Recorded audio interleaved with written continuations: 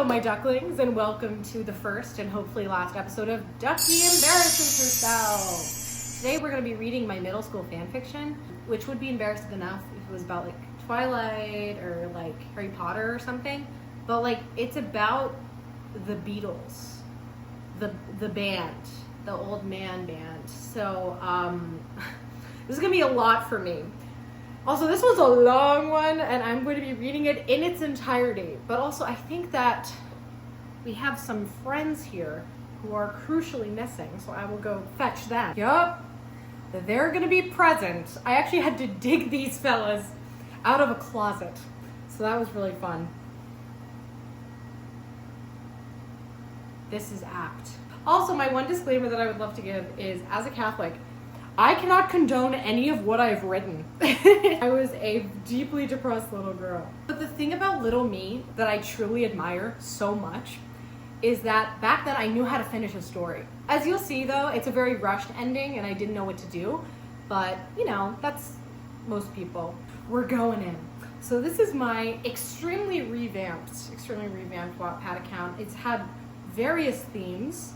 I might censor the username, I might, who knows. So we're starting off very strong with, I'm so sorry. I'm just so obsessed with George Harrison.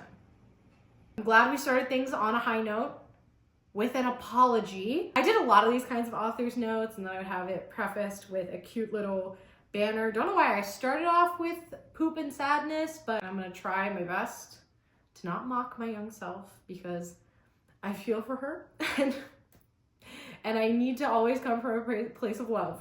This is gonna be hard. Some people are broken and their pieces can be picked up and put together. Some people are broken beyond compare. I should know. I used to be one of those people. Crippling anxiety riddled me for years and years on end. But one day, my life changed. My mother was holding me late at night after one of my midnight panic attacks. It's a bit embarrassing. I mean, I'm 17 years old. I wrote this when I was 13, so that's like a big kid. She was talking to me, trying to calm my nerves, but then she brought up something I will never forget. Exposition win. I'm obsessed with these comments. It's incredible. And warranted. All right. Hey, there are gonna be sign-ups for the church choir. You like to sing, so I wonder if you wanted me to sign you up. Oh yeah, totally. Just this character who just established a terrible, crippling anxiety. Like, let's definitely get him a performance opportunity. This is like A-tier exposition. I think I learned the idea of doing exposition through dialogue, but I was like, oh, so I do the same exposition dump I do as a narrator, but through the dialogue. So singing and playing are my two safe havens, my two ways to escape it all. Reality is a harsh place. I dwell in the realm of music. No one yells, only sings. No punches are thrown, only soft strums of the guitar and swift beats of the drums. There's only peace and prosperity. Sadly, that is only a temporary state of being. This is time when we must return to where we are, and sometimes that is where we don't truly belong. Now here I was, laying in my bed with my mother wrapped around me, shaking like a leaf. Wow. I'm sorry, I'm obsessed with this person. I love these comments. I'm gonna censor all the usernames, but there are a lot of really good comments, and I love especially the ones that are like kind of making fun of me. Because after a couple of years, people came back and they like revisited the story or viewed it with fresh eyes and were like, girl, what are you on? It was like non-13-year-olds, or I don't know, maybe 13-year-olds are better at writing now. I'm not sure. Sure, mum. Love how they don't talk British at all, but I just throw in some mums. And sure, mum, I responded, hardly thinking it over. It's funny. The one moment in my life that I wasn't thinking, I made the smartest decision I've ever made in my life. Okay, that's real though. That's real though. Little Ducky was onto something. She remained close to me for the rest of the night, eventually falling to sleep. I didn't care. It was nice to have someone near you in times of pure fear. I nuzzled my nose into her hair. Girl, what are you, like a kangaroo, Joey? I don't get it. I could hear my father stirring in the other room. They were... Oh my gosh.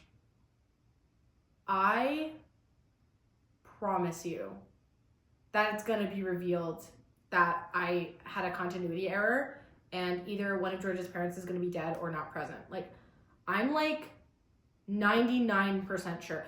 Also, let's create a bingo card. Here's a bingo card for because we're not doing a drinking game, so you guys are gonna die, whatever it is. But we're gonna do a bingo card for my fan fiction. And when it's filled up, we're gonna have a big celebration. It's gonna be great. I don't know what it's gonna be. Do it all in post. All right, Duckster, you got this. They were both the most caring parents a lad could ask for. I was just a bad son. I was the one with the anxiety. They had to spend money on me and take me to special doctors. Okay, this is a little too real. They were the true sufferers of my anxiety. But they try to protest. They claim otherwise, but I know the truth. I know they just feel bad for me. They're never honest with me. It's like that time when they told me the man with the big black boots wasn't real and I probably made him up. Effing liars. Please mind my language. This topic ignites an internal flame of fury. I'm so sorry. Oh my gosh, this is chapter 1. Okay, I'm kind of into it now. I'm actually kind of into it. Anyway, the next day it was Saturday, and therefore it was the first meeting I would have at the choir, which I was also in a church choir when I was younger, so this was probably it too. And you see, in my town, Mass was an everyday thing. Girl, Mass is an everyday thing everywhere. I think I didn't know what Catholicism was. I think I was a little confused. Also, that's kind of silly. I think I was like looking for an excuse for everyone to hang out together all the time. So I would have to meet with them every day after school. A pretty big commitment in my opinion. Also, by the way, I totally forgot about the daily thing. I looked in my closet and skimmed it quickly. I have to look presentable or people will think I'm a regular teenage hooligan. I grab a plain white button-down shirt and a pair of khakis. I slip them on and a pair of socks. That's a weird way to put it. I slip everything on and then a pair of socks. I head downstairs and sit down at the chair at the far end of the table. My mom is already downstairs making pancakes. The only thing I eat in the morning. Oh, this is also me. Oh my gosh, I was George. What the heck is going on here? Because like I have like totally undiagnosed ARFID. Oh my gosh. This is crazy, guys. You're learning a lot about me today. She knows that if basic things don't remain constant, I feel distressed. Girl, this is so crazy. How did I not get diagnosed with anything? Once she accidentally put my shoes in the wrong spot, I freaked out. Okay, that's a caricature. Everything felt like anarchy. She wasn't home, so I ended up unconscious on the floor for 3 hours from a severe panic attack. Love how I never had a panic attack before, so I was like, you die. You die. George, what are your thoughts on that? Whatever you said. I don't feel great about it. My mother sometimes suggests breaking from my need to have everything consistent. My mother sometimes suggests breaking from my need to have everything consistent to loosen me up and to not fuel the fire. Slay. I panicked at the thought. Tight schedules are better than anarchy. Whenever she suggests that, my heart races and my head spins. Sometimes I faint or I just fall over. Something about early 2000s fan fictions. Everyone's fainting.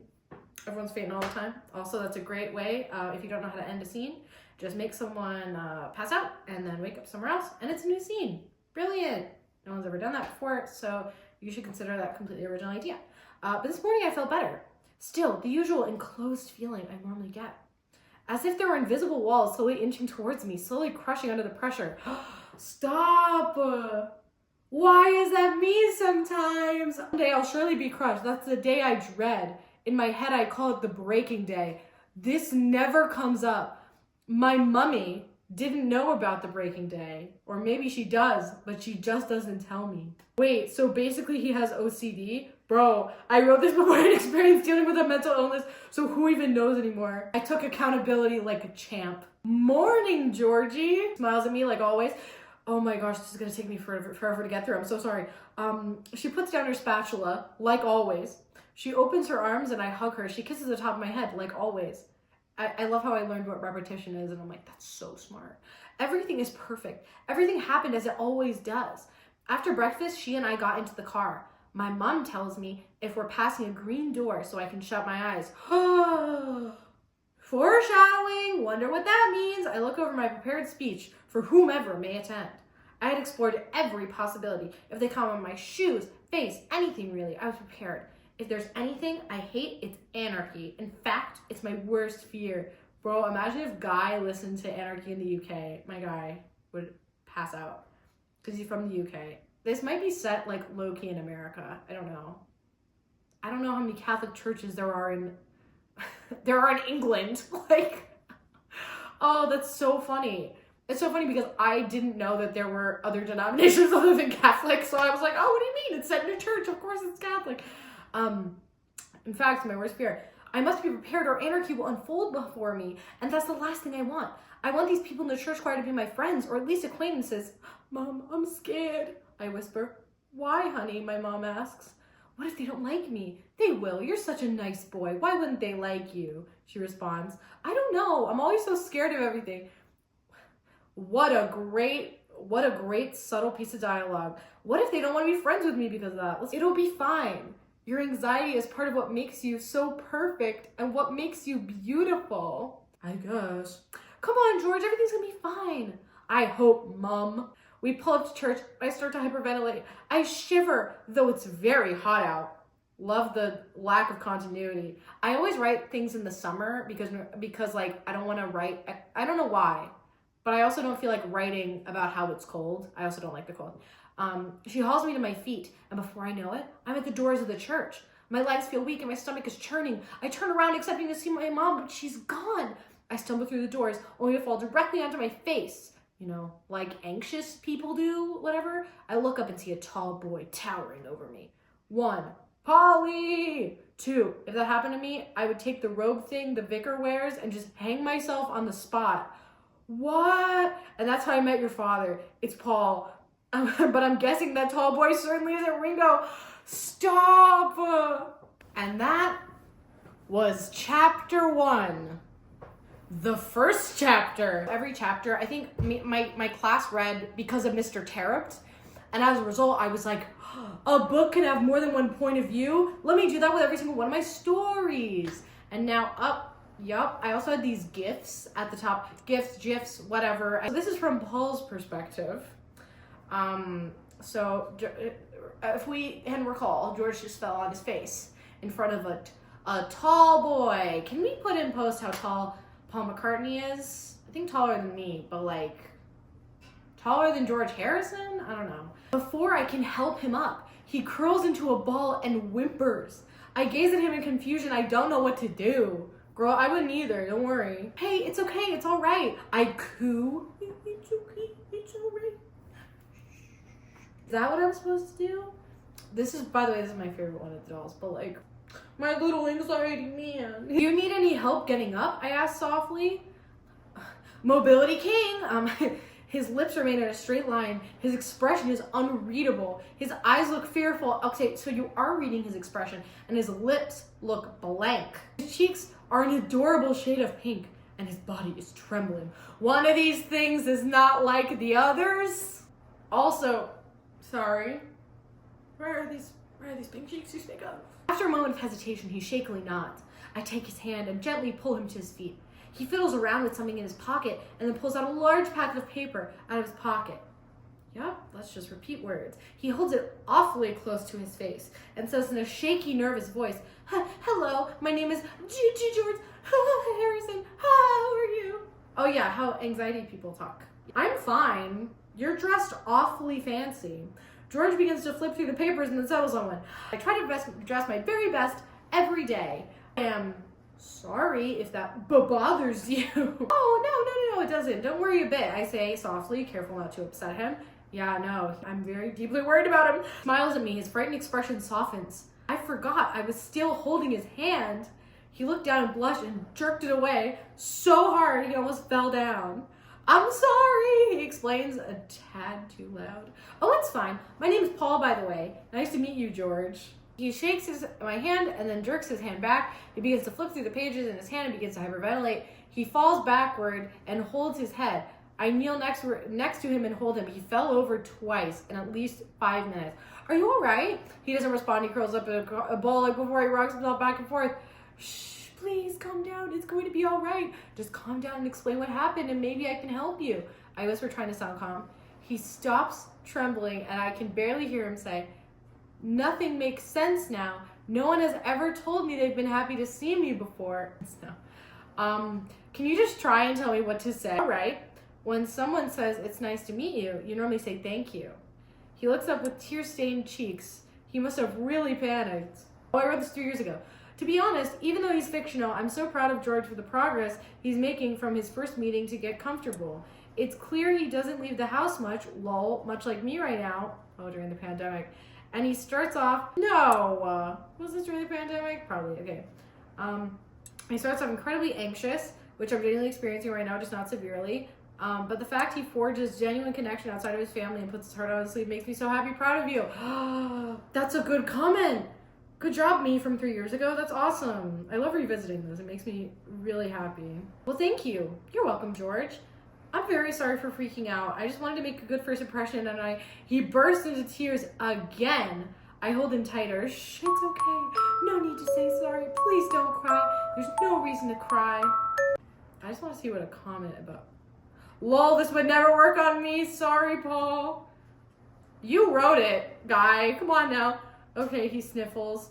Now, are you here for church choir? Yes. He looked completely lost, like a child who can't find their parents at an amusement park. Let's definitely infantilize people with anxiety. You know what I mean? Like, that's just like a great idea, and everyone should do it. So am I. That's nice. Now, why don't you just get up and sit by the piano? We can wait for the others. How many others are there? He asks, his eyes striked with fear once more. Only 2 and an instructor. Only 2. Don't worry, please. Okay, I'm not worrying. That's wonderful, George. No one has ever been so nice to me before, Paul. What about your mom? What about your mom? Maybe he means people other than his mom. But I think I might not have reread the chapters very much or remembered certain details very well. And why is that? You seem perfectly fine. Well, I just have very severe anxiety, and people always use that against me, and never mind. This is insane that I wrote this. That's terrible, George. I would never do that to you. You're a human being and you deserve to be treated like one. No one should manipulate your fears and turn them against you. That's terrible. I mean, he looks at me as if he's looking at me for the first time, and he just stares, just gazing at my face. I clear my throat and he looks away. I'm sorry, he mutters. You're being so nice to me, and I was just trying to see if you were fake or gonna punch me or whatever. I wouldn't do that. I pull him close and he stiffens. But then his body melts into my embrace. Felt like I had been at sea for 6 years and I had just returned to him. That was the kind of hug we were sharing. Oh, you know what? Not a bad metaphor. This was a boy who had had his fears used against him. This was a boy who was almost too afraid to speak. This was a boy who needed my love and care. That day, the moment I saw that terrified look in his eyes, I vowed that I would never let anything happen to him ever again. Respectfully, you met him 10 minutes ago. He looked so lost and alone. I never wanted to see that look on someone's face ever again. I would protect him, and maybe he would protect me. I mean, alcoholic fathers or not, I need help. Yo, we're out here with that foreshadowing. Woo! Maybe he would be the one to provide that help, girl. I'm sorry. You think that you guys are gonna be good for each other? That's crazy. Like, you guys think that you're in a space to support one another? I think younger me, I think the only relationships I might have known were trauma bonds. And so I'm like, that's good, right? That's cool. Maybe he would be the one to provide that help. I would protect him and he would return the favor. And there, standing in his embrace, I decided, George Harrison, I will fight for you. And maybe, just maybe, you could fight for me. That is Heather's line. That's a line from Heather's. I wonder if anyone else notices that. Oh boy. Oh boy. If someone kisses you on the cheek, they gotta be here. They gotta be at least cheek to cheek with you. Welcome home, Polly. Guys. George is cured. Cure for anxiety, guys. He's British. Know you're lonely when your only friends are your knife, gun, and a small pack of Tic Tacs in your back pocket. He had dark hair, long eyelashes, and light skin. He's describing me.